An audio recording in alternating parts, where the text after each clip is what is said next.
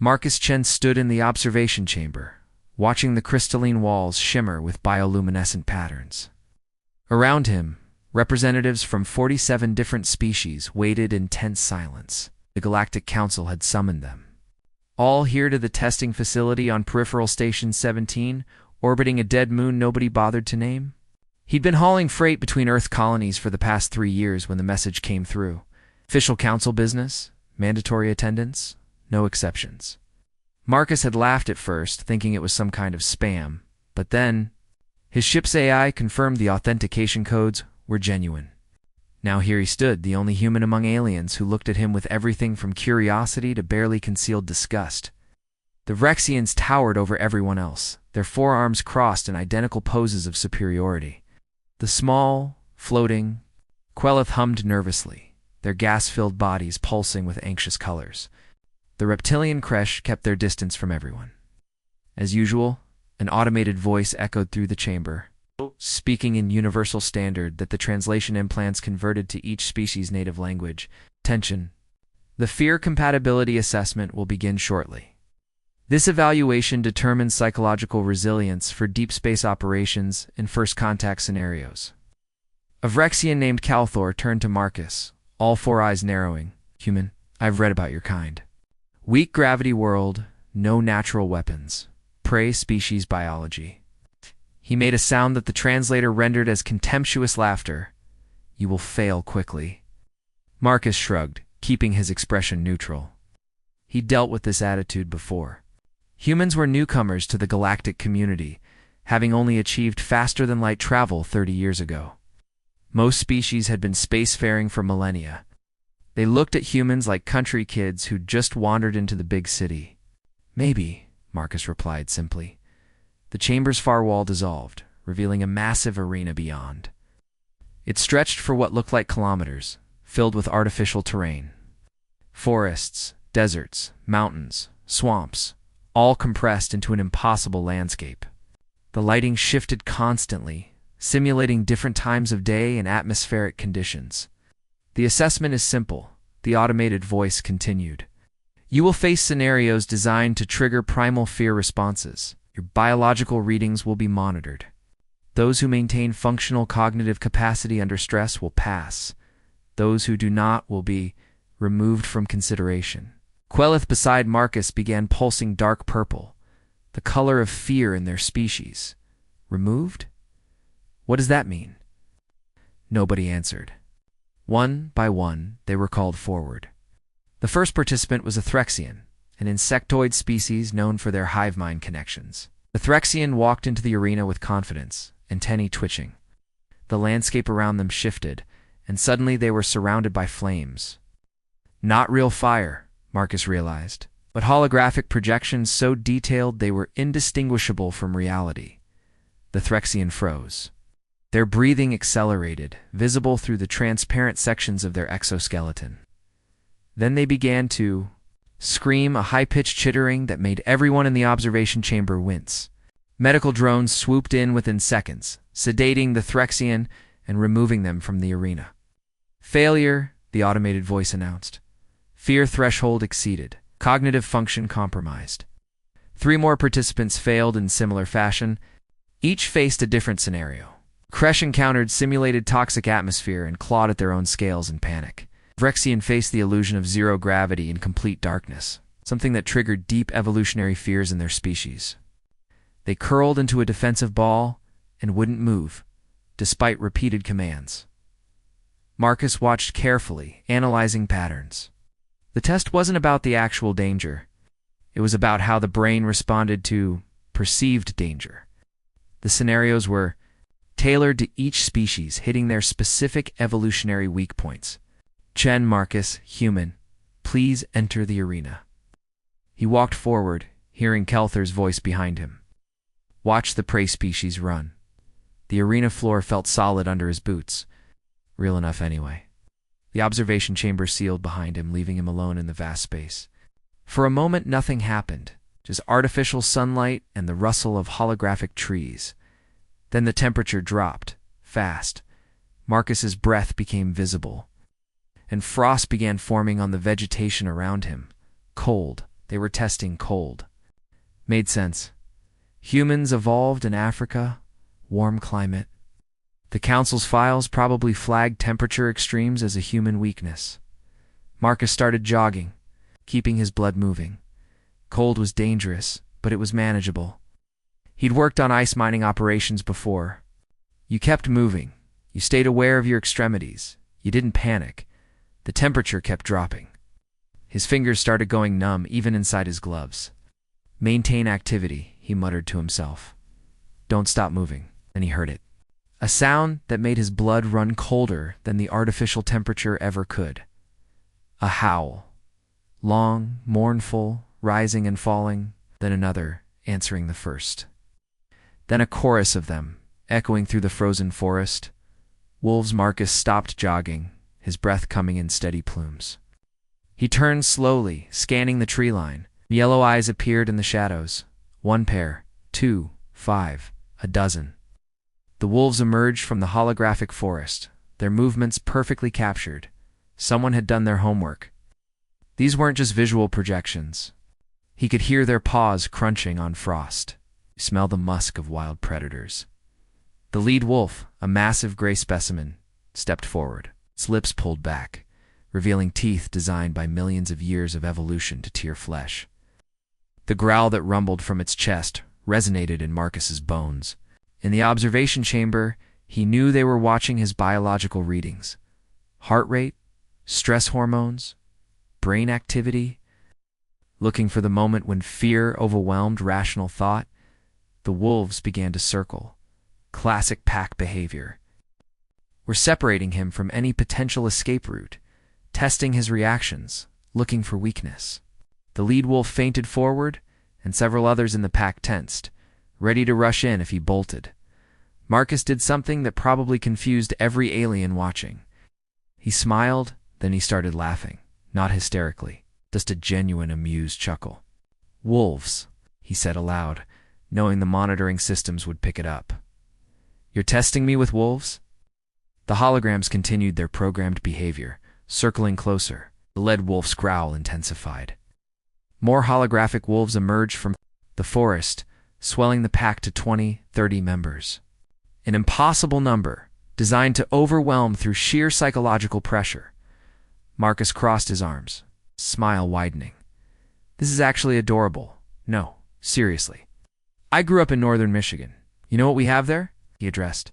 The comment to the observation chamber, to whatever AI was running this test. "We have wolves. Real ones. And you know what? Wolves are actually pretty chill. They avoid humans most of the time. You're more likely to get killed by a deer than a wolf. Deer kill about 200 people a year in vehicle collisions. Wolves, maybe 1 person per decade, if that." The simulation seemed uncertain, the wolves maintaining their circle but not attacking. Perhaps the AI was recalculating, confused by his calm biological readings. "But you want to know what's actually scary?" Marcus continued, his smile fading. "What actually makes people in the northern woods check their surroundings? What makes experienced hunters nervous?" He paused for effect. "Wolverines." The holographic wolves flickered, their programming struggling with Marcus's unexpected response. In the observation chamber, Council Administrator Veshkan leaned forward, her 3-fingered hands gripping the console. She had designed psychological assessments for 2 centuries, evaluating thousands of species. Never had she seen a subject respond to their species-specific fear trigger with amusement. Explained the biological readings. She commanded the monitoring AI. Subject heart rate elevated but stable. Adrenaline present, but within manageable ranges. Cortisol levels indicate alertness, not panic. Prefrontal cortex activity remains high. Amygdala response minimal. The subject is experiencing excitement, not fear. Kelthor, the Vrexian, who had mocked Marcus earlier, leaned closer to the viewing screen. Impossible. Those are apex predators from his world. His species should be terrified. Humans, Marcus was saying in the arena, actually domesticated wolves. About 15,000 years ago, we took the scariest predators around us and turned them into dogs. Pets, friends, we live with their descendants in our homes. They sleep in our beds, We bred some of them to be tiny enough to fit in purses. He gestured at the holographic wolf pack. So yeah, wolves are magnificent animals, but they're not nightmare fuel. Not for us. Not anymore. Veshkina's skin flushed with irritation. She keyed in a command sequence, overriding the standard test parameters. If simple Earth predators weren't sufficient, she would escalate. The test was supposed to break subjects to find their psychological limits. This human would break like all the others. The wolves dissolved into pixels. The forest environment shifted, trees twisting into something more alien. The temperature stabilized, no longer freezing, but oppressively humid. Thick vegetation pressed in from all sides. Marcus tensed slightly, his casual demeanor shifting to alertness. Now this was different. The environment felt wrong in ways he couldn't immediately identify.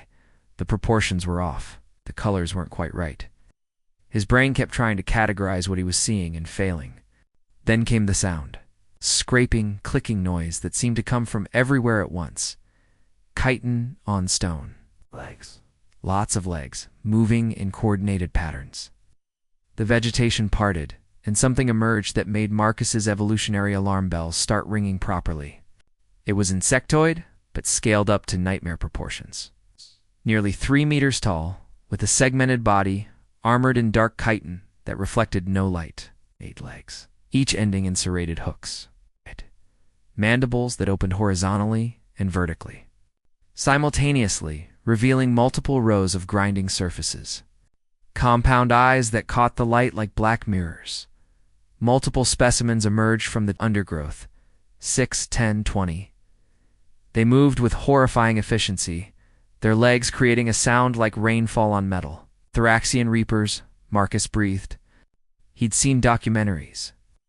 These things were real, though they lived on a quarantined world in Sector 90. Aggressive, intelligent enough to use pack tactics, and absolutely relentless. They'd wiped out 3 separate colonization attempts before. The Galactic Council declared their planet off limits. His heart rate spiked. The monitoring systems in the observation chamber lit up with activity. Adrenaline flooded his system. His pupils dilated. Every instinct screamed at him to run. There it is, Veshkin said with satisfaction. True fear response.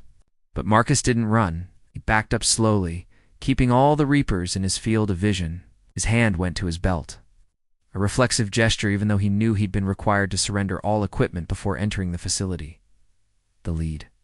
Reaper clicked its mandibles together in a threat display. The sound reverberated through Marcus's chest. It took a step forward, then another, testing his reactions, just like the wolves had. Okay, Marcus, said quietly. Okay, this is bad. This is actually bad.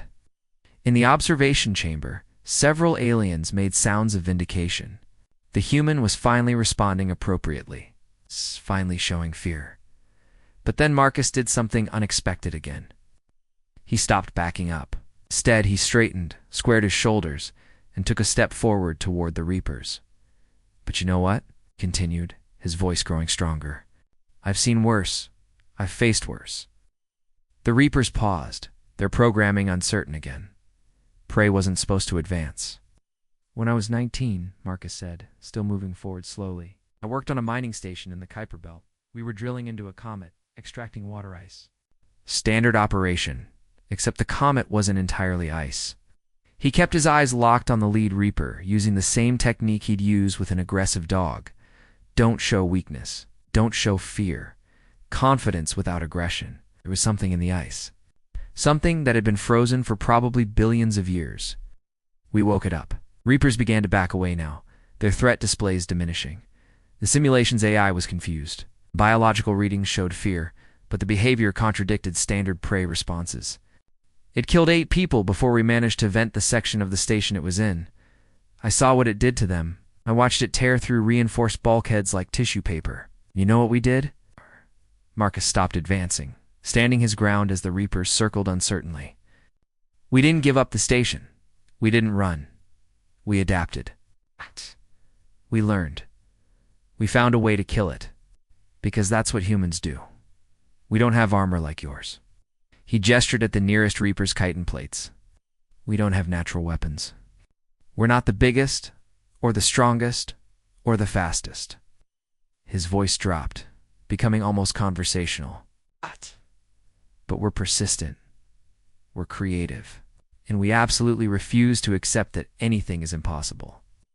Veshkan stared at the biological readouts in disbelief. The fear response was still there. The chemical markers of terror were flooding the human system. But his cognitive functions were actually improving under stress. His problem-solving centers were more active now than they had been at baseline. "This is impossible," she whispered. "Fear should impair function, not enhance it." Althor said nothing, all four eyes fixed on the screen. In the arena, Marcus continued. "Shh. You want to test my fear?" "Fine, I'm afraid. I'm terrified, actually. Those things would absolutely kill me if they were real. But being afraid and being helpless aren't the same thing. Fear is just information. It tells you there's danger. What you do with that information, that's what matters." The Reaper simulation froze entirely now, the AI unable to reconcile the contradiction between the human's biological state and his actions. After a long moment, the holograms dissolved. The automated voice returned. Psychological evaluation, inconclusive, escalating to extreme scenario protocols. Marcus felt the ground shift under his feet. The humid jungle environment dissolved, replaced by something that made his breath catch. He was standing in a corridor. A very specific corridor, narrow, metallic, with pipes running along the ceiling and walls, emergency lighting casting everything in a red glow. His hands started shaking. This was different. This wasn't just scary. This was personal. The corridor was an exact replica of the mining station, the one where 8 people had died, where he'd barely survived, where he still had nightmares about what he'd seen. "No," he said softly. "No, that's not fair." The air smelled like ozone and blood. Somewhere in the distance, he heard the scraping sound. The thing moving through the ducts, getting closer. Marcus's breathing became ragged. His hands clenched into fists. Every instinct screamed at him to shut down, to curl up, to hide. The memories came flooding back. Sarah's face. Tom trying to seal the bulkhead, the screaming, the silence after. In the observation chamber, Veshkan watched the humans' readings spike into dangerous territory. They're the breaking point. All species have one. Marcus stood frozen in the simulated corridor, his body trembling. The red emergency lights pulsed in rhythm with his racing heartbeat. Sweat beaded on his forehead despite the temperature-controlled environment. His mind knew this wasn't real, but his body didn't care. The trauma was too fresh, too visceral. The scraping sound grew louder, closer. Whatever the simulation had created, it was moving through the ventilation system above him. Just like that thing had done 3 years ago. He could hear it crawling, its body too large for the confined space, its metal groaning under impossible weight. His legs felt weak. The walls seemed to close in. This was worse than any monster, any predator. This was memory weaponized. This was his personal nightmare made manifest. Subject approaching critical stress levels, the monitoring AI reported clinically. Recommend termination of scenario to prevent psychological damage. Veshkan hesitated, her finger hovering over the emergency stop control. The human was clearly suffering, his readings pushing into dangerous territory, but she had to know. She had to understand what made this species different, if anything actually did. "Continue," she ordered. In the corridor, Marcus closed his eyes. His breathing was too fast, too shallow, hyperventilating. He was losing control. The psychiatric counselors on Earth had warned him about this. Post-traumatic stress could be triggered by sensory memories. Smells, sounds, environments. He'd thought he'd dealt with it. Apparently not. The scraping stopped directly above him. A section of the ceiling panel bulged downward, something pressing against it from above. In seconds, it would break through. Just like before. Just like when Sarah had been standing right there, looking up, and then stop. The word came out as a whisper, but Marcus forced it out again, louder. Stop. He wasn't talking to the simulation. He was talking to himself. To his own fear, his eyes opened. He stared at the bulging ceiling panel. His hands were still shaking, but he made them stop, forced them to be still through sheer willpower. "This isn't real," he said aloud. "Sarah died. Tom died. 6 others died. But I didn't. I survived. And I'm not back there. I'm here." The panel burst open. Something massive began to squeeze through the gap. Dark, glistening, covered in too many eyes. The simulation had pulled the creature directly from his memories, making it as accurate as possible to maximize psychological impact. Marcus didn't run. Instead, he started walking toward it. Not quickly. His legs still felt like rubber, and his heart hammered against his ribs hard enough to hurt. But he walked forward. "I already survived you once," he told the simulation. "And if you were real, I'd survive you again, because that's what I do. That's what my species does. We survive." In the observation chamber, multiple species representatives were standing now, pressing close to the viewing screens. They'd watched dozens of participants break under scenarios far less intense than this. The humans should be catatonic by now, or running in blind panic.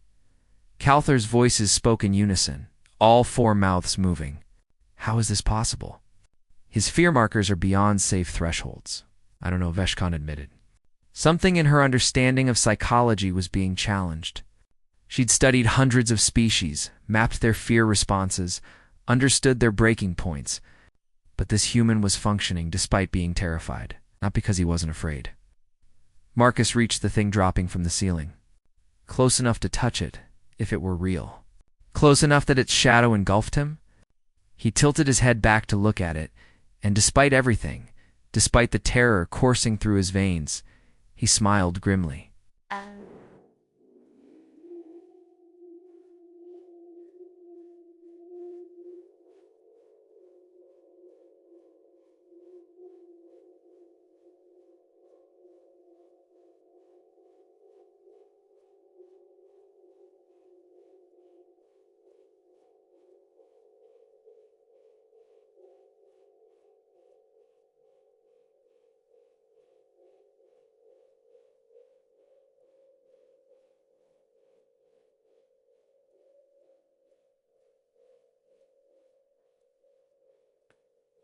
"I'll be dead," he asked. "Feel the fear and do it anyway. Fear is just a chemical reaction. Useful for keeping us alive, terrible for making decisions." The creature lunged at him, and Marcus didn't even flinch. His body wanted to. Every nerve screamed at him to move, to flee. But he stood still, forcing his rational mind to override his instincts. "Not real," he said calmly. "None of this is real." The creature's claws passed through him, the hologram unable to create actual physical contact. The simulation held for another moment, then dissolved entirely. The corridor vanished. The creature vanished. Marcus found himself standing in an empty arena, breathing hard, his clothes soaked with sweat. His legs gave out, and he sat down heavily on the floor. Not from fear finally overwhelming him, but from sheer exhaustion. Maintaining that level of control had taken everything he had. The automated voice spoke. "Human psychological resilience confirmed. Anomalous fear response patterns documented. Subject demonstrates functional capacity even under extreme stress conditions. Assessment complete." Medical drones swooped down anyway, scanning him for any signs of genuine trauma. Marcus waved them off weakly. "I'm fine," he muttered. "Just need a minute." But he wasn't fine. Not really. His hands started shaking again now that the immediate danger was over. The adrenaline leaving his system and leaving him feeling hollow and cold. The memories the simulation had dragged up were still fresh in his mind. Sarah's face. The screaming. He'd need to talk to the counselors again when he got back to Earth, but he'd passed. Whatever this test was measuring, he'd passed. The wall to the observation chamber dissolved. Marcus was escorted back through. The other participants stared at him with expressions ranging from shock to fear to something that might have been respect. Even Kelther said nothing as Marcus walked past. Veshkan studied him carefully as he was led to a recovery area. The human looked terrible. Pale, shaking, clearly traumatized by what he'd experienced. By all measures, the test had pushed him past his limits. So why had he succeeded where so many others had failed? Over the next hour, 15 more participants went through their assessments. Aquelith faced their species' fear of solid ground and gravity, eventually failing when they couldn't make themselves descend from a simulated height. Akresh encountered an environment that triggered their claustrophobia instincts and had to be sedated. Even another Vrexian, despite Calther's earlier confidence, failed when confronted with scenarios that challenged their hierarchical social instincts. By the end of the day, only 7 participants had passed out of the original 47.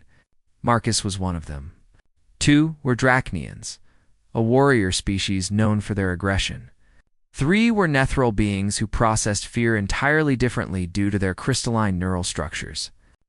1 was a surprise, a small Pixen, whose anxiety disorder paradoxically made them more functional under stress, because they were always anxious anyway. Veshkin called Marcus to a private debriefing room. The space was sterile and white, with minimal furniture. She stood near the window, looking out at the dead moon below, her back to him as he entered. "Sit," she said, without turning around. Marcus sat, still feeling shaky. He wanted to be back on his ship, away from this place. "I have evaluated thousands of species," Veshkan began, still not facing him. "I understand fear, how it develops, how it functions, how it breaks individuals. I can predict with 97% accuracy who will pass these assessments based on their species. Evolutionary history." She finally turned to face him. "You should have failed.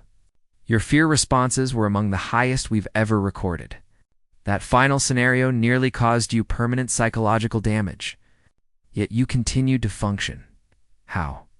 Marcus was quiet for a moment, thinking about how to explain something he wasn't sure he fully understood himself. "Because fear is just part of being human," he finally said. "We evolved on a world that was actively trying to kill us. Predators, diseases, weather, other humans. Everything was dangerous. We should have gone extinct a dozen times over." He leaned forward, his elbows on his knees. "But we didn't, because we learned that being afraid wasn't the problem. Letting fear control us was the problem. We learned to think through the fear, to use it as information instead of letting it paralyze us." Veshkin's expression was unreadable. "Other species experience fear and overcome it as well," Sir Marcus agreed. "But I think maybe humans had to do it more often. Had to get better at it. We don't have shells or venom or claws. We're fragile. So we compensated by being stubborn and creative and absolutely refusing to quit, even when we're terrified." Veshkan studied Marcus for a long moment, her alien features impossible for him to read. Finally, she moved to the table and placed a datapad in front of him. The screen displayed information in Universal Standard, blocks of text and diagrams he couldn't immediately parse. "The fear compatibility assessment is not what you think it is," she said quietly. "It is not simply an evaluation for deep space operations, though that is what we tell participants." Marcus looked up from the pad. "Then what is it?" 5 years ago, the Galactic Council discovered something at the edge of explored space. A structure. Ancient, massive, and clearly artificial. It exists in a region of space where physics behaves strangely, where ships malfunction and crews report hallucinations, terror without source madness. She pulled up an image on the datapad. The structure looked organic and geometric simultaneously, its architecture following rules that hurt to look at. Marcus felt his eyes trying to slide away from it, his brain refusing to properly process the visual information. "We sent research teams," Veshkin continued. 17 separate expeditions over 5 years. All of them failed. Crews went insane before they could even approach the structure. Some teams destroyed themselves. Others had to be destroyed by Council warships. When they returned, changed. Hostile, speaking in languages that shouldn't exist. Marcus felt cold. "And you think this assessment will help you find people who can investigate this thing?" "Not people. A person." Veshkan's voice was grim. "We have determined that large teams are more vulnerable. The fear spreads, amplifies. We need someone who can function alone, who can face psychological horror and continue thinking rationally. Someone whose fear response doesn't override their cognitive abilities. You need someone crazy enough to do this voluntarily, Marcus corrected. If you prefer that terminology. Yes. Marcus looked at the image again, forcing himself to study it despite how wrong it felt. The structure called to him somehow, in ways that made his skin crawl. There was something about it that suggested intelligence, but not anything he could understand. Alien, in the truest sense of the word. Why tell me this? He asked. Why not just order whoever passes your test to go? Because even the council has limits to its authority, Veshkan replied. This mission is voluntary. It has to be. We tried making it mandatory after the first failures. The crew mutinied before they even reached the target. Terror is contagious in space. Fear in a closed environment spreads like disease. She pulled up more files. Psychological profiles, mission reports, some with large sections redacted. The ones Marcus could read painted a nightmare picture. Experienced crews reduced to screaming wrecks. Entire ships going silent, their fate unknown. One research vessel had returned empty, its crew simply gone, with no signs of violence or malfunction. The structure is doing something, Veshkan said. Projecting something. An aura? A field? We don't know. It targets the fear centers of the brain directly, makes species experience their worst nightmares, or evolutionary terrors, all at once, and amplified beyond natural levels. Marcus thought about the test he'd just endured. The wolves hadn't scared him.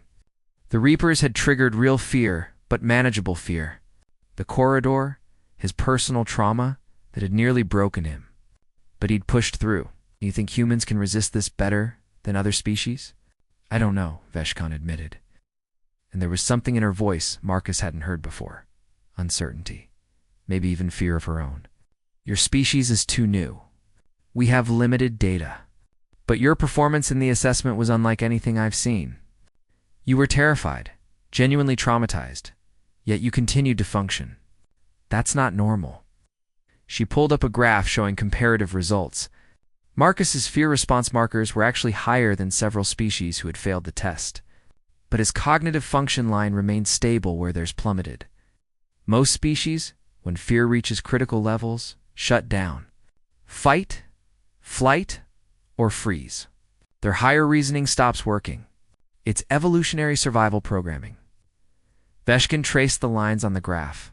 But humans seem to have evolved differently. Your fear response and your reasoning centers can work simultaneously, even when both are maxed out. We call it courage, Marcus said softly.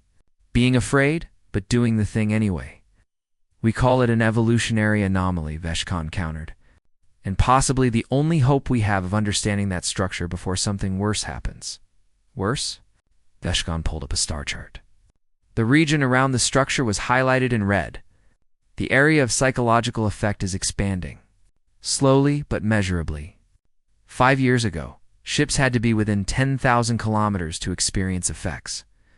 Now it's 50,000.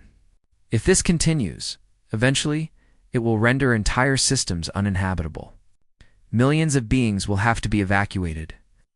Marcus stared at the expanding red zone. How long? At current rate of expansion? 20 years before it reaches inhabited systems. But the rate is accelerating. Could be 15 years. Could be 10. She brought up another image. This one showed the structure from a different angle, and Marcus realized it was growing. New sections extending from the main mass, following that same impossible geometry. It's not just expanding its influence, he said. It's getting bigger. Correct. We don't know if it's a weapon, a beacon, a machine, or something we have no reference for. But it's active, it's growing, and it's affecting space around it in ways we cannot counter with any known technology. Marcus leaned back in his chair, processing. This was so far beyond hauling freight between colonies. This was potential galactic crisis level. And they wanted him to investigate it alone, to fly into that expanding nightmare field, and somehow maintain his sanity long enough to learn something useful. The other 6 who passed, he said, Are you giving them the same briefing? No, Veshkan's answer was immediate.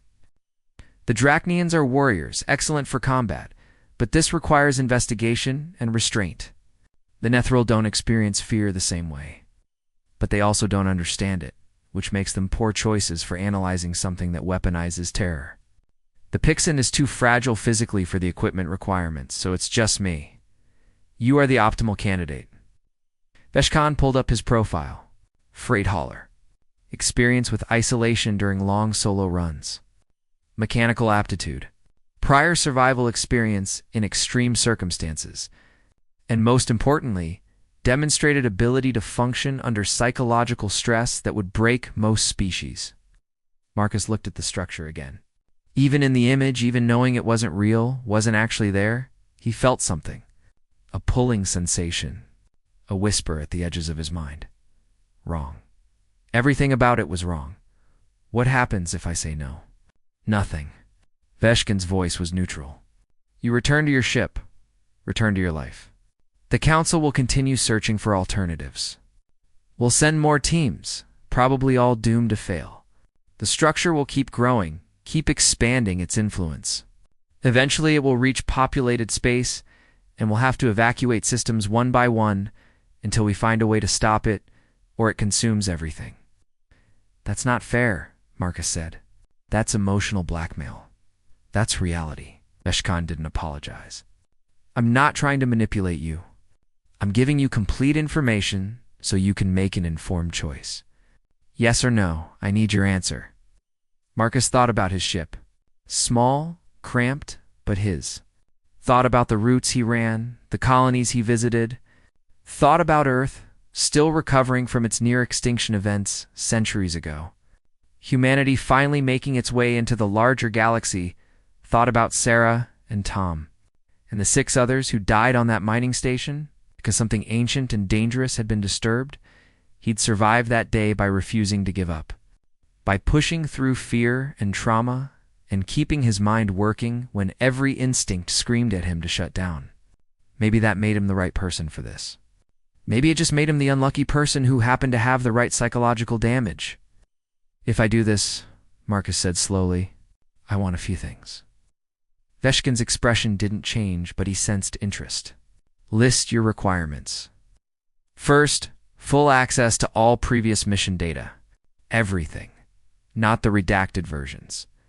If I'm going into that thing, I need to know exactly what happened to the people who tried before me. Veshkan considered his first demand, then nodded once. Acceptable. The information is classified, but given you'll be risking your life, full disclosure is reasonable. What else? Marcus counted off on his fingers. Second, I want a ship. Not one of your standard council research vessels. Something designed by humans, for humans.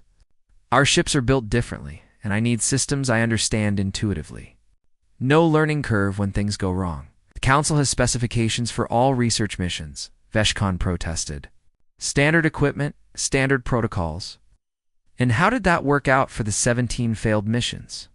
Marcus asked pointedly. Look, your species has been spacefaring for thousands of years. You've optimized everything. But maybe optimization isn't what we need here. Maybe we need something that feels wrong to you but feels right to me. Veshkan was quiet for a moment. Human ship design is considered primitive by Council standards. Inefficient power systems, crude navigation, excessive redundancies. Exactly. Redundancies. Backups for the backups. Because we're new at this, and paranoid about things going wrong. That paranoia might be exactly what keeps me alive. Marcus leaned forward. Also, human ships are built with the assumption that automation will fail eventually. Everything has manual overrides. If that structure starts messing with computer systems, I need to be able to fly and navigate with physical controls. I will need to consult with the engineering directorate, Veshkan said. But your logic is sound. What else? Third, I want complete autonomy once I'm out there. No orders, no mandatory check-ins, no remote oversight. If this thing attacks mines, I can't have other people in my head trying to give commands. I make the decisions. It's dangerous, Veshkan warned. Previous solo operators lost perspective, made poor choices, and I'll make poor choices, Marcus said bluntly. But they'll be my choices, based on what I'm actually experiencing, not some administrator's guesses from thousands of light years away. Either you trust me to do this, or you don't. Veshkin's alien features couldn't quite convey human expressions, but Marcus thought he detected something like respect. Very well. Autonomy granted. Anything else? Yeah. If I don't come back, or if I come back changed, wrong, dangerous, whatever, you destroy my ship immediately. No attempts at rescue, no bringing me in for study. You blow me out of space before I can reach inhabited systems. I caught Veshkin off guard. That's an unusual request. I read enough of those mission reports to know what happened to some of the returning crews. They brought things back with them. Ideas, madness, something. I won't be responsible for that spreading. Marcus's voice was firm. Promise me, if I'm compromised, you end it fast. Veshkin studied him for a long time. Finally, she inclined her head in agreement. I give you my word. If you return exhibiting signs of contamination, your ship will be destroyed. You have my respect for making this request. Don't respect me yet, Marcus said. I haven't done anything except agree to fly toward the scariest thing in known space. You're doing more than that? You're giving humanity a voice in this crisis. Veshkin pulled up another file. The structure appeared in space that 17 species claim as their ancestral territory. There are political complications. Territorial disputes. Some species want to destroy it. Others want to worship it. Others want to weaponize it. The council is deadlocked, and a human investigating it is neutral ground. Precisely. Your species has no claim to that region. No historical grudges, no territorial ambitions. Whatever you discover will be seen as more objective than anything another species reports. Marcus laughed bitterly. So I'm not just the psychological test subject. I'm also the diplomatic solution. Great. I won't pretend there aren't multiple reasons we need you, Veshkan said. But the primary one remains true. You demonstrated an ability we desperately need. Everything else is secondary. She pulled up a timeline on the datapad. Preparation will take 30 days. Ship construction, equipment calibration, briefings on everything we know about the structure. You'll also undergo psychological conditioning to help you recognize if your mind starts becoming compromised. Conditioning? Marcus didn't like the sound of that. Not manipulation. Baseline establishment. We'll map your normal thought patterns, give you mental exercises to maintain self-awareness, invite you to recognize the early signs of psychological contamination. Think of it as training, not programming. Marcus nodded slowly. 30 days. 1 month to prepare for something that had broken 17 previous expeditions? It didn't seem like enough time, but he suspected no amount of time would really be enough. When do we start? Immediately. You'll be transferred to Facility 7, our deep space research station. The ship is already under construction there. We began building it 3 weeks ago. Marcus blinked. 3 weeks ago? Before the assessment even happened? We had to prepare for success, Veshkan said simply. The ship is based on captured human vessel designs, modified for the mission parameters. Whether you accept it or not, we needed it ready. What if none of us had passed your test? Veshkin's expression grew dark. Then we would have lowered standards and tested again. And again. Until we found someone, or until the structure's expansion forced us to evacuate the first inhabited systems. Failure was not an option. Still isn't. The weight of that settled on Marcus's shoulders. This wasn't just about him being brave or stupid enough to volunteer. This was desperation. The Galactic Council, with all its resources and thousands of years of experience, was out of options. They needed him because they had nothing else. Show me the ship, Marcus said. Veshkin pulled up technical specifications. And despite everything, Marcus felt a flicker of excitement. The vessel was small, designed for a single occupant, but it incorporated human design philosophy throughout. Redundant systems, manual overrides, even physical paper backups for critical information in case all electronics failed. We call it the probe ship Midnight, Veshkan said, named for the darkest part of night, when humans evolved to fear what they couldn't see. Poetic, Marcus observed. Who designed it? A team of Rexian engineers working from captured human schematics, supervised by 3 human consultants we brought in from Earth. The consultants don't know the mission details. Only that we needed a ship built to human specifications for extreme psychological stress environments. The ship had something he'd never seen on a council vessel, a small compartment labeled safe room. He pointed at it. What's this? A suggestion from one of your human consultants. A sealed interior room with minimal sensory input. White walls, controlled lighting, temperature regulation, basic supplies. A place to retreat if the external environment becomes overwhelming. A panic room, Marcus said. Smart. If things get too intense, I can lock myself in there, wait it out, regain my equilibrium. The consultant called it a reset button for the mind. Marcus continued reviewing the specs. The ship had everything he'd need. Advanced sensors, communication systems, life support for up to 6 months solo. Food synthesizers programmed with human nutritional requirements. Weapons too, though he wasn't sure what good weapons would do against something that attacked minds rather than hulls. The mission timeline, Marcus said. How long am I expected to be out there? As long as it takes. Days, weeks, months. Until you learn something useful, or until the psychological stress becomes too dangerous to continue. Veshkan pulled up another file. We're not expecting you to solve the problem. We're hoping you can get close enough to gather real data. Anything would be more than we have now. No pressure then, Marcus muttered. There's enormous pressure, Veshkan corrected, missing his sarcasm. Which is why we're being honest with you. This is probably a suicide mission. The odds of you returning sane, or returning at all, are statistically very low. But even a small chance is better than nothing. Marcus appreciated the honesty, even if it was brutal. He'd rather know the real stakes than be fed comfortable lies. He thought about those 17 failed missions. Dozens, maybe hundreds of people who'd tried and failed. Some dead, some insane, some simply gone. Tell me about the ones who came back, he said. The ones who came back wrong. Veshkan's expression grew darker, if that was possible. She pulled up files Marcus immediately wished he hadn't asked about.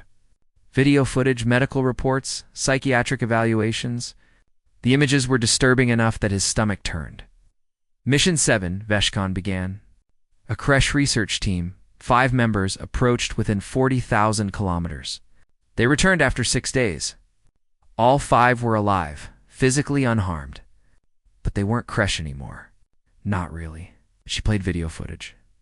The returning crew moved in perfect synchronization, their individual personalities seemingly erased. They spoke in unison, their voices overlapping exactly. They drew the same symbols on every surface, geometric patterns that hurt to look at. They claimed they'd been given understanding, Veshkan continued, that the structure had shown them truth. When we tried to separate them, they became violent. When we tried to study them, they stopped eating, stopped sleeping, just kept drawing those symbols everywhere. What happened to them? Marcus asked, though he suspected he knew. Quarantine failure. The symbols they drew began appearing in the minds of the staff studying them. People who'd never seen the structure started having the same nightmares, speaking the same phrases. We had to terminate the entire research station. 17 staff members lost, along with the 5 original crew. She pulled up another file. Mission 11. A solo Draconian warrior named Keshter. He lasted longer than anyone else, got within 20,000 kilometers. He returned after 3 weeks. Physically, he was fine. Mentally, he was catatonic. Wouldn't speak, wouldn't move, just stared at nothing. The medical footage showed a massive alien warrior reduced to an empty shell. Eyes open, but seeing nothing. After 2 months in care, he suddenly spoke. 1 sentence. He said, "It sees me even now. It will always see me. It sees through me." Then he stopped his own hearts. Draconians have impressive control over their physiology. He simply decided to die, and did. Marcus felt cold. This was beyond anything he'd imagined. The structure wasn't just dangerous when you were near it. It could follow you home, Live in your mind. Spread to others. Mission 13 was perhaps the worst, Veshkan said quietly. A mixed-species research vessel, 12 crew members. They got closer than anyone, within 15,000 kilometers. They sent back one transmission before communications ceased. Just screaming. All 12 voices screaming in harmony. She didn't have to play the audio. Marcus was grateful for that. The ship returned empty 3 months later, completely automated. No signs of violence, no bodies. The crew had simply vanished. But the ship's computer core contained something. A file that shouldn't exist, too large to be created by any known means. When our technicians tried to access it, their neural implants overloaded. 3 died instantly. We destroyed the entire ship core. Marcus was quiet for a long time. The magnitude of what he was agreeing to was becoming real. This wasn't just about being brave or stubborn. This was about maintaining his humanity in the face of something that erased minds, that corrupted understanding itself. Why haven't you just destroyed the structure? He asked. You have weapons. Antimatter bombs? Whatever. Just blow it up. We tried. Veshkan pulled up weapons test footage. Massive explosions, energy weapons that could vaporize planets. Nothing touched it. The weapons simply stopped working when they got close. Energy weapons dissipated. Physical projectiles vanished. Even remote detonation failed. The structure is protected by something we don't understand. She showed him more footage. A Council warship attempting to ram the structure. The massive vessel simply disappeared when it made contact, leaving no debris, no trace. As if it had never existed. 14,000 crew lost in that attempt, Veshkan said.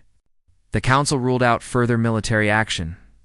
Whatever the structure is, it's beyond our ability to damage. So the only option is to understand it, Marcus said. Learn what it wants, what it's doing. Hope that gives us a way to stop it or survive it. Correct? Marcus rubbed his face, suddenly exhausted.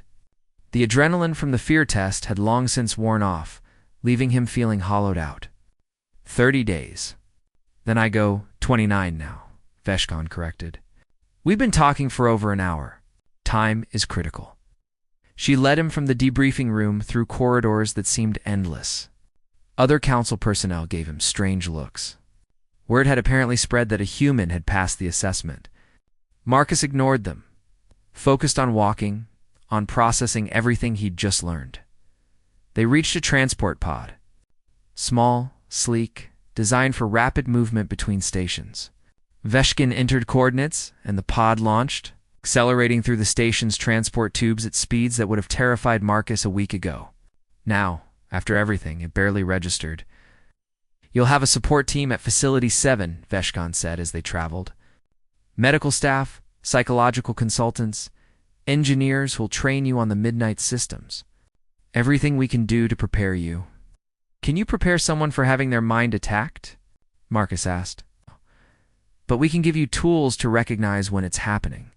Techniques to anchor your sense of self. Ways to distinguish real thoughts from intrusive ones. The pod arrived at a docking port. Outside the viewport, Marcus could see a massive structure in the distance.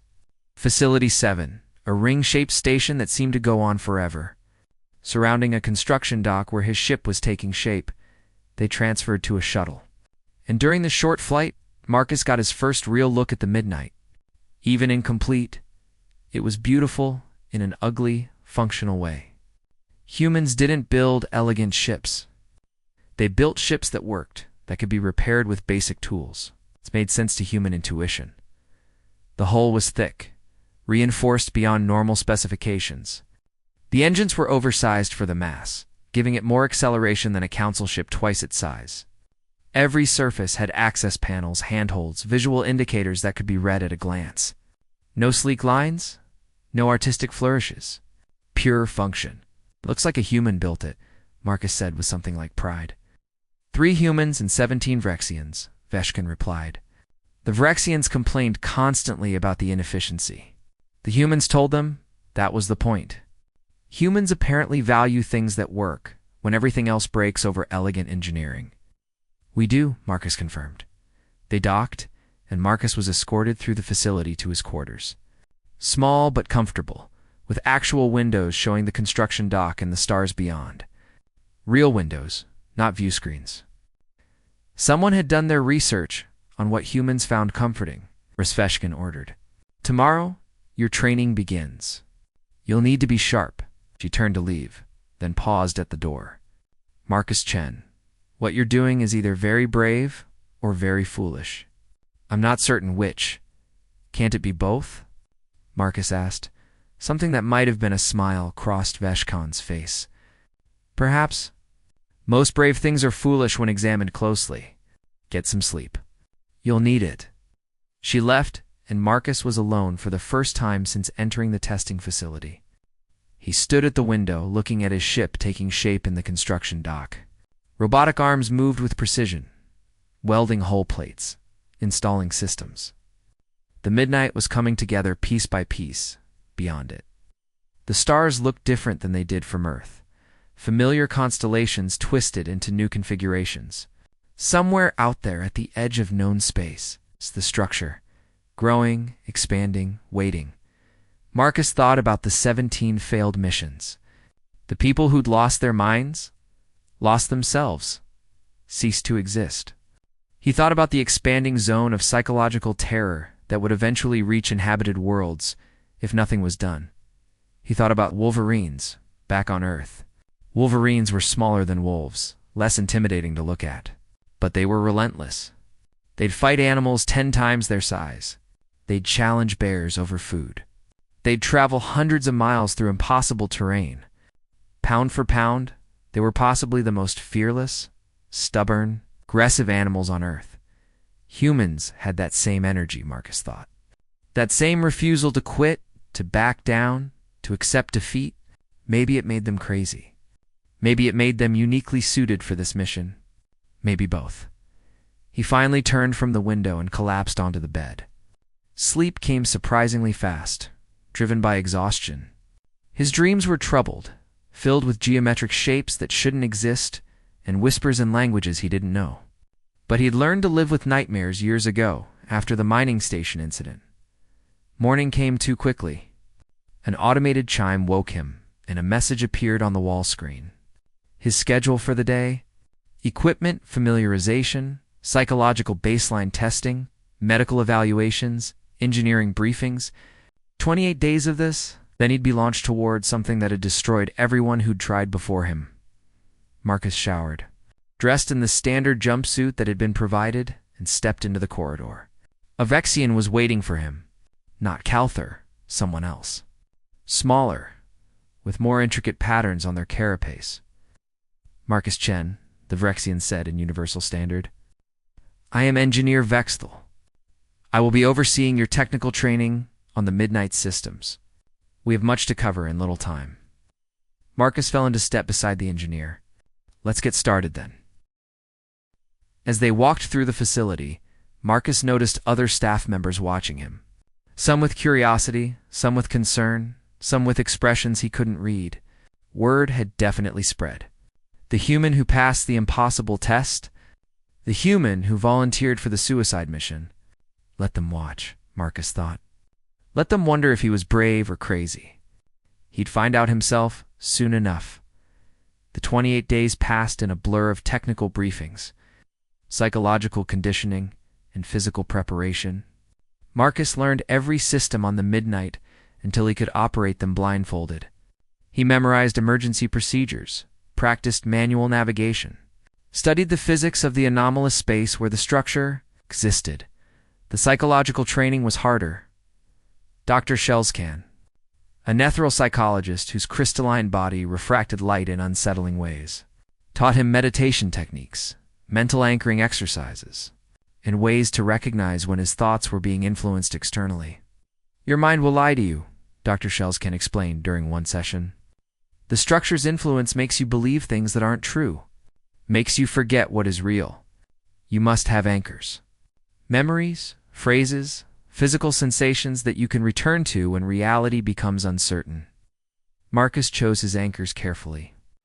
The smell of coffee in the morning, the sound of his mother's laugh, the weight of his grandfather's watch, which he wore constantly now. Simple things, that felt fundamentally human, fundamentally real. He also trained with the safe room, spending hours in the sealed white chamber, learning to calm his mind and sensory deprivation. At first it drove him crazy, the silence and emptiness. But gradually he learned to find peace in it, to use it as a reset when his thoughts became too chaotic.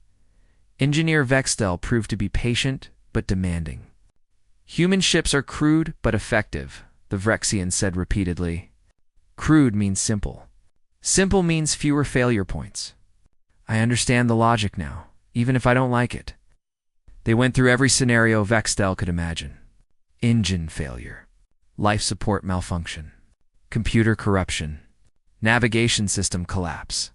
For every problem, the Midnight had a solution. Multiple solutions. Human paranoia turned into redundant backups. Your species designs for failure, Vextel observed during their final session. Most species design for success and are unprepared when things go wrong.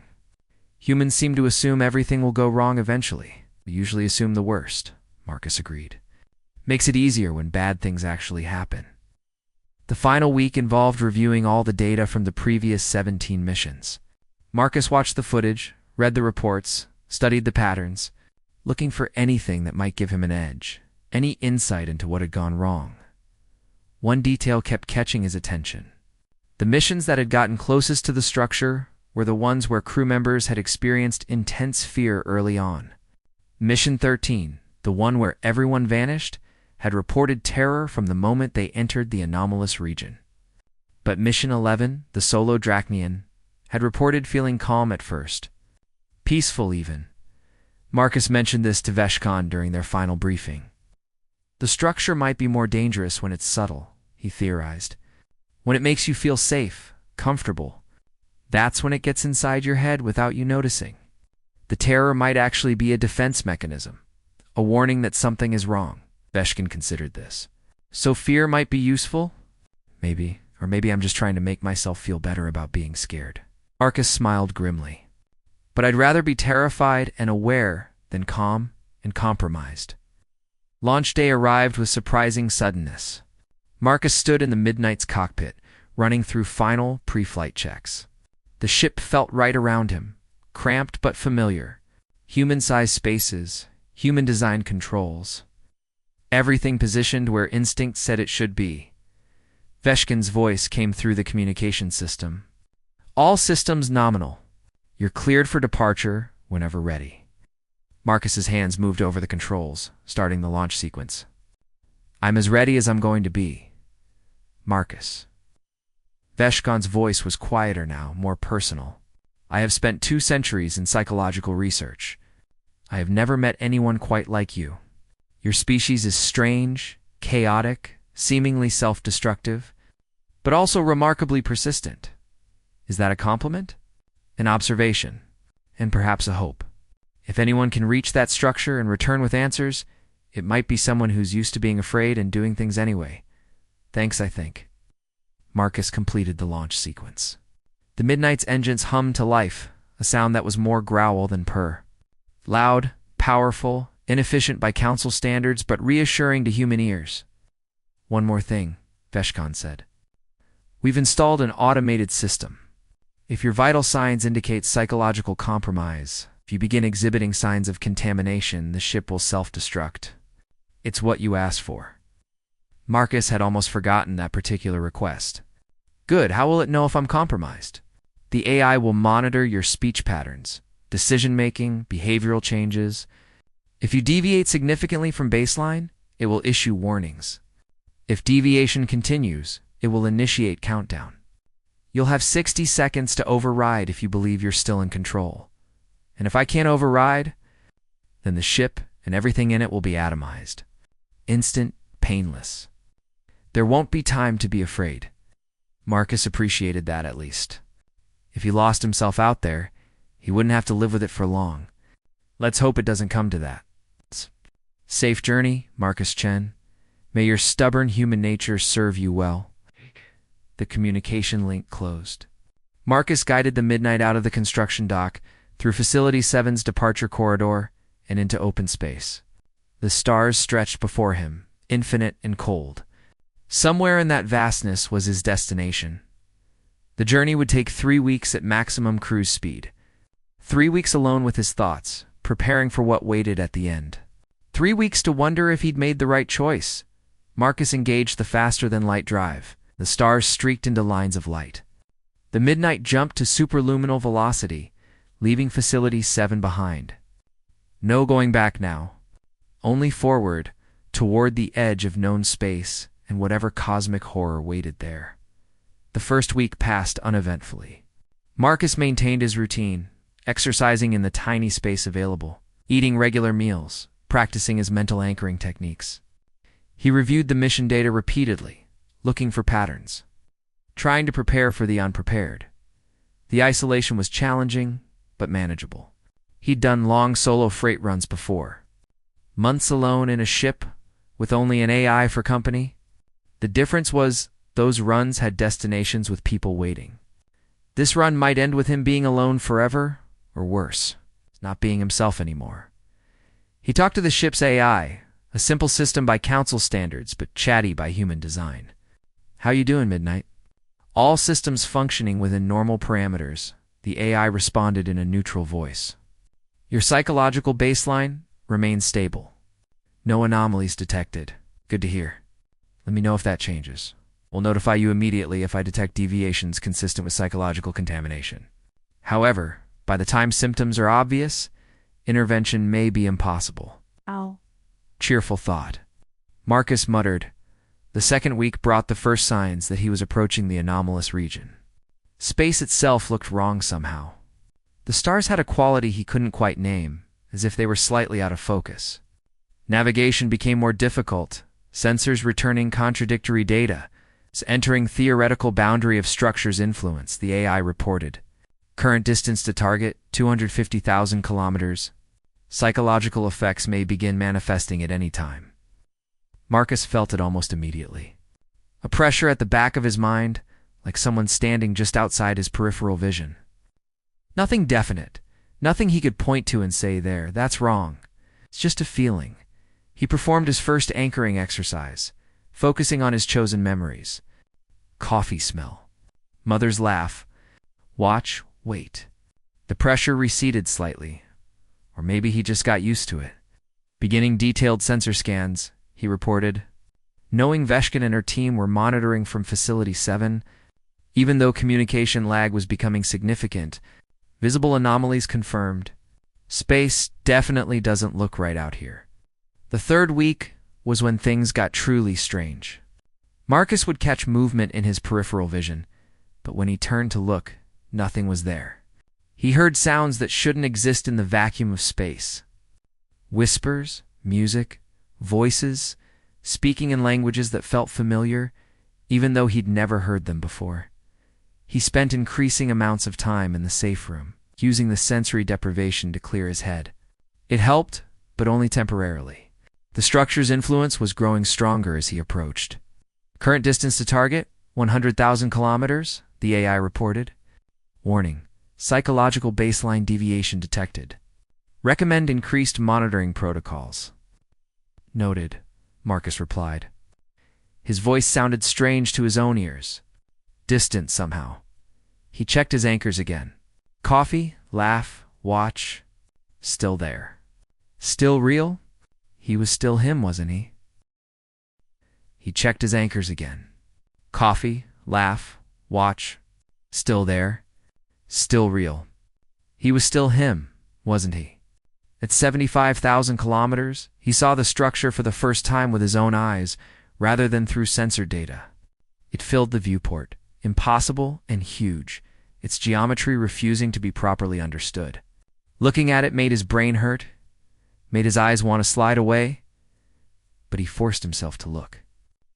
To study it, to try to understand, the structure was beautiful in a terrible way, crystalline and organic simultaneously, following mathematical principles that shouldn't work in three-dimensional space. It pulsed with light that wasn't quite light, colors that didn't have names. And it was definitely growing, new sections extending from the main mass in slow, deliberate patterns. It's building something, Marcus whispered.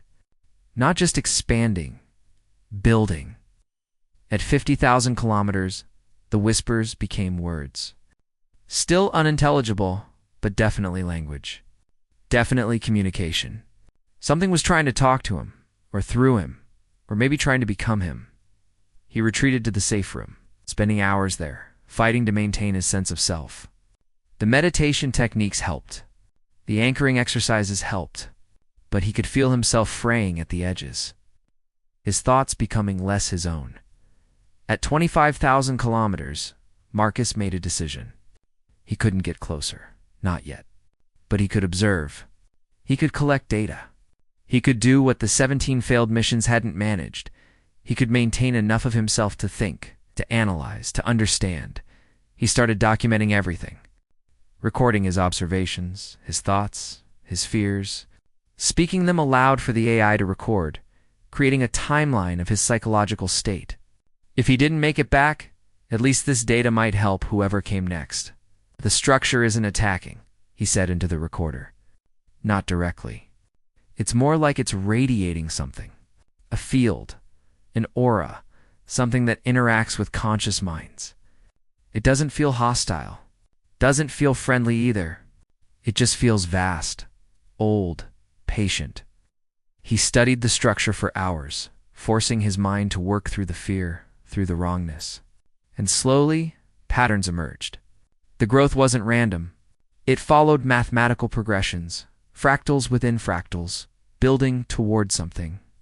It's a machine, Marcus realized, or a computer. Something designed to process information on a scale we can't comprehend. And we're the information. Every mind that gets close, it processes us, tries to understand us. That's why people lose themselves. They're being analyzed. The insight came with a terrible understanding. The structure wasn't malicious. It was curious. It was trying to learn about the species in this region of space. And it didn't understand that its analysis was destructive to organic minds. Like a child dissecting an insect, not realizing it was killing something. I need to communicate, Marcus said. Need to make it understand we're not just data. We're alive. We're real. But how do you talk to something that exists partially outside normal space? That thinks in dimensions humans couldn't perceive? Marcus spent 3 days at 25,000 kilometers, observing, analyzing, slowly going mad, but fighting to maintain enough clarity to function. He filled the ship's memory with observations, theories, desperate attempts to understand, and then, in a moment of either brilliance or insanity, he did something none of the other missions had tried. He started broadcasting human culture at the structure. Music, art, literature, mathematics, science, everything that made humanity human. Not as data to be analyzed, but as communication. As a message that said, we are here, we are real, we are trying to understand you. For 2 days, nothing changed. The structure continued its patient growth. The whispers continued their maddening chorus. Marcus's grip on reality continued to slip. The safe room sessions becoming longer and more desperate. Then, on the 3rd day, something impossible happened. The structure responded not with words or signals humans could normally understand, but Marcus, his mind already partially compromised, partially open to the structure's nature, could sense it. A shift, an acknowledgement. The structure had noticed him, really noticed him, not just processed him. And in that moment of connection, Marcus understood.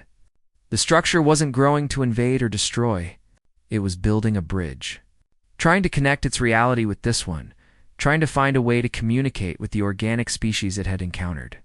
But its methods were incompatible with organic minds, accidentally destroying what it tried to understand. It doesn't know, Marcus whispered. It doesn't know it's hurting us. It's just lonely, isolated, trying to reach out the only way it knows how. He laughed then, a sound that was part hysteria, part genuine amusement. We're both terrified of each other, both trying to communicate, both failing. AI interrupted. Warning. Psychological deviation exceeding safe parameters. Initiating countdown sequence. You have 60 seconds to override. Marcus looked at the override control. He could stop the countdown. Continue observing. Maybe learn more. But he could feel his thoughts becoming less coherent, reality becoming more flexible. The structure was fascinating, beautiful in its alien way. And part of him wanted to let go completely, to merge with it, to understand it fully. That part of him was the dangerous part, the compromised part.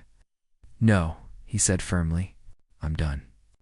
I got what I came for." He engaged the Midnight's emergency jump drive, designed for desperate escapes. The ship lurched, tearing itself away from the structure's influence through brute force rather than elegance. Space screamed around him, his physics protesting the violent departure, and then he was clear, free. The pressure in his mind released like a snapping cable. Marcus gasped, his consciousness suddenly his own again. And the magnitude of how close he'd come to losing himself hit him like a physical blow. "Cancel self-destruct," he ordered shakily. "I'm back. I'm me." Psychological baseline returning to acceptable,